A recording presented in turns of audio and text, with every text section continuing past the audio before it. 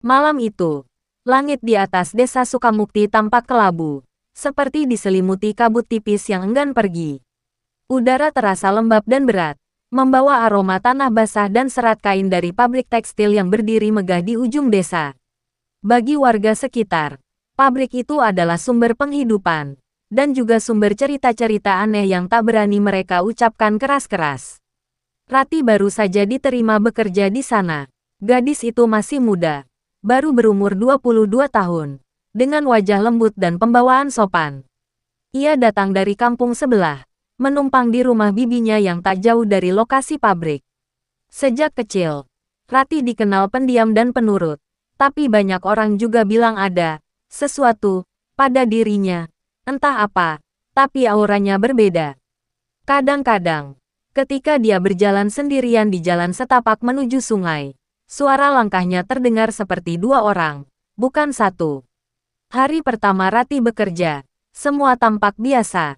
Ia ditempatkan di bagian penyortiran kain, ruangan besar yang penuh gulungan benang dan suara mesin berderu tanpa henti.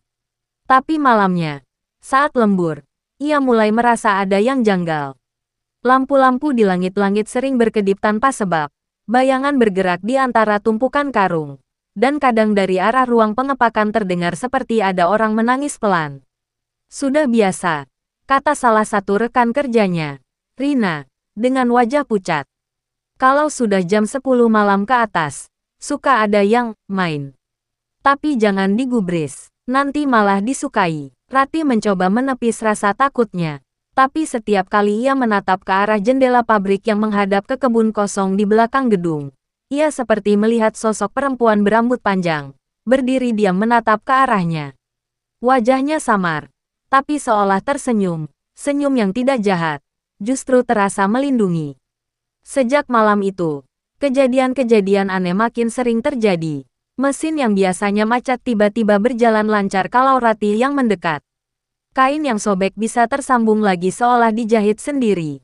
Dan yang paling membuat geger, salah satu karyawan yang suka meledek Rati karena pendiam, mendadak pingsan setelah bermimpi dikejar perempuan bergaun putih di dalam pabrik. Pemilik pabrik, Ibu Haji, mulai memperhatikan Rati. Perempuan parubaya itu dikenal kaya, dermawan di depan publik, tapi konon menyimpan rahasia kelam di balik keberhasilan pabriknya.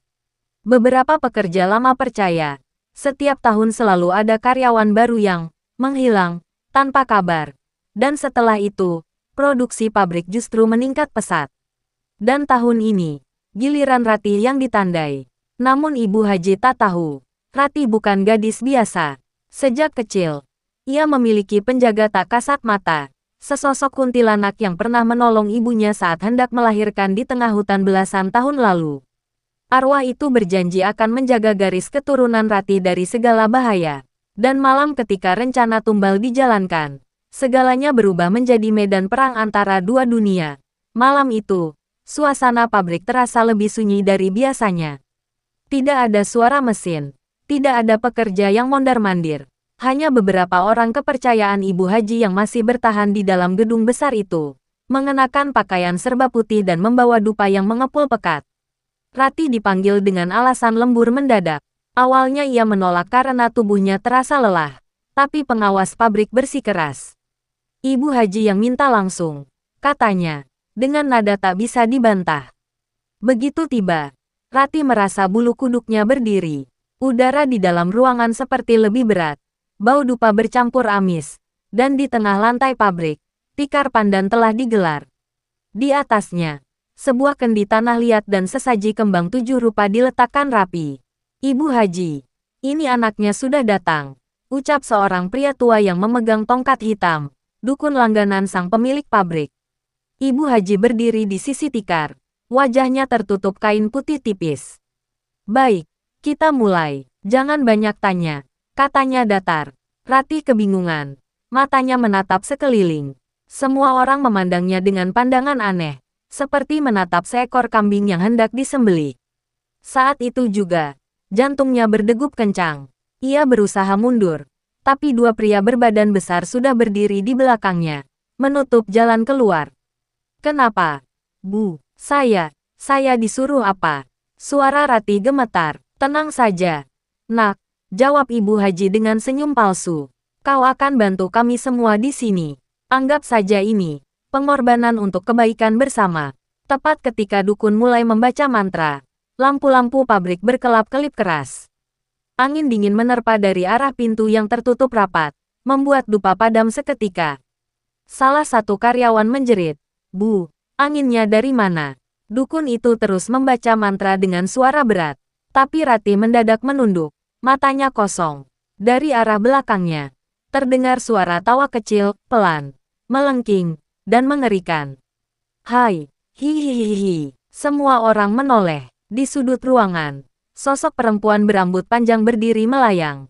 Gaunnya compang camping, matanya merah menyala, dan wajahnya separuh tertutup rambut basah. Bau anyir darah menyebar ke seluruh ruangan. Ibu Haji melotot. "Astagfirullah, apa ini?" Dukun gemetar. Mantranya macet di tenggorokan. Bukan dari pihak kita, Bu. Ini, penjaga." Ratih terkulai, seperti kehilangan kesadaran. Tapi dari bibirnya keluar suara lain, lebih berat, lebih tajam. "Berani kalian menyentuh darahku? Sudah terlalu banyak jiwa yang kau makan, Haji." Tiba-tiba semua lilin padam. Suara mesin pabrik berderu sendiri, berputar tanpa aliran listrik. Dari gulungan kain keluar darah segar, menetes ke lantai. Dukun menjerit, tubuhnya terpental seperti disambar petir. Ibu Haji mencoba melarikan diri, tapi pintu besi pabrik menutup sendiri dengan dentuman keras. Di atas pintu, bayangan kuntilanak itu muncul lagi. Kali ini melayang tepat di atas kepala Ibu Haji. "Yang kau inginkan tumbal. Kini tumbal itu datang untukmu." Tiba-tiba angin berputar kencang. Asap hitam keluar dari tubuh Ibu Haji, berputar mengelilingi ruangan seperti kabut tebal. Ia menjerit, tubuhnya terbakar dari dalam. Dukun yang mencoba menolong ikut terseret ke tengah pusaran itu. Dalam hitungan detik, semua lenyap, tinggal Ratih yang terduduk lemas di lantai. Sementara pabrik sunyi seolah tak pernah terjadi apa-apa. Keesokan paginya, warga menemukan pabrik dalam keadaan terbuka lebar. Tak ada pekerja lembur yang tersisa. Hanya Ratih yang pingsan di sudut ruangan, dengan tubuh bersih dan wajah damai. Tapi di dinding belakang pabrik, ada bekas telapak tangan berdarah dan tulisan samar. "Tumbal sudah dibayar." Pagi menjelang dengan cahaya yang redup, seolah matahari enggan sepenuhnya menampakkan diri. Kabut masih menggantung di sekitar pabrik tekstil itu, membuat bangunannya tampak seperti raksasa tua yang tertidur dengan rahasia kelam di dadanya. Warga berbondong-bondong berdiri di depan gerbang besi, berbisik-bisik sambil menatap ke dalam. Tak ada satupun suara mesin yang biasanya meraung setiap pagi, hanya keheningan dan rasa takut yang menekan dada setiap orang yang melihat. Ketika polisi datang, mereka mendapati pabrik dalam kondisi berantakan. Tikar pandan terbakar di tengah ruangan, kendi tanah liat hancur, dan dinding belakang berlumuran darah. Ratih ditemukan tak sadarkan diri di antara tumpukan kain, dengan bunga melati berserakan di sekeliling tubuhnya. Anehnya, tidak ada luka sedikit pun di tubuh gadis itu. Justru wajahnya tampak tenang, seolah baru saja terlepas dari mimpi buruk panjang. Kabar pun menyebar cepat ke seluruh desa. Ibu Haji menghilang. Tak ada jasad, tak ada jejak. Beberapa warga bilang melihat sosoknya melayang di atap pabrik malam sebelumnya, terbakar api biru sebelum lenyap bersama kabut. Namun yang lain bersumpah mendengar tangisnya di dalam masjid tua, meminta ampun, sebelum suara itu memudar seperti tertelan bumi. Ratih dirawat di rumah bibinya. Selama 3 hari ia tak sadarkan diri. Tapi di malam ketiga, ketika semua orang sudah tertidur, bibinya mendengar suara halus dari kamar Ratih. Suara perempuan lembut bernyanyi lagu Nina Bobo. Saat pintu dibuka, Ratih sudah duduk di tepi ranjang dengan mata terbuka, menatap jendela yang menghadap ke arah pabrik. Di luar jendela itu, tampak bayangan putih berdiri diam. Rambut panjangnya berkibar tertiup angin. Ratih hanya tersenyum. "Terima kasih," bisiknya pelan.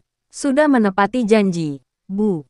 Esoknya, Ratih bangun seperti biasa. Ia tak pernah lagi membicarakan kejadian malam itu. Bahkan ketika aparat datang menanyainya berulang kali, ia hanya menjawab, "Saya hanya kerja, selebihnya saya tidak tahu apa-apa." Tapi dari hari itu, ada sesuatu yang berubah dalam dirinya. Pandangannya kadang kosong menembus jauh, seolah melihat sesuatu yang tak bisa dijangkau oleh mata manusia. Pabrik tekstil itu akhirnya ditutup permanen. Konon, setiap malam Jumat, warga yang melintas di depan gerbangnya mendengar suara mesin berputar, padahal listrik sudah lama diputus. Beberapa juga melihat sosok perempuan berjilbab putih berjalan di antara tumpukan kain, menunduk sambil membawa kendi tanah liat. Dan dari arah ruang penyortiran, terdengar tawa melengking pelan, tawa seorang kuntilanak yang menjaga seseorang dari alam lain. Rati kemudian pindah dari desa itu. Tak ada yang tahu kemana ia pergi. Tapi setahun kemudian, seorang sopir truk yang lewat di kota sebelah mengaku melihat gadis yang sangat mirip dengannya sedang menyeberang jalan menuju pabrik baru. Di belakangnya, samar-samar, tampak bayangan putih berjalan bersisian dengannya, seperti ibu yang tak ingin anaknya sendirian lagi di dunia yang kejam. Beberapa orang percaya, pabrik itu kini menjadi tempat persemayaman dua arwah yang terikat janji lama. Satu manusia yang pernah hampir dikorbankan, dan satu makhluk yang pernah kehilangan hidupnya demi melindungi darah keturunan. Dan di antara suara angin malam yang lewat di sela jendela tua, jika didengarkan baik-baik, kadang terdengar bisikan lembut. Tumbal sudah dibayar, tapi penjaga tak akan pergi.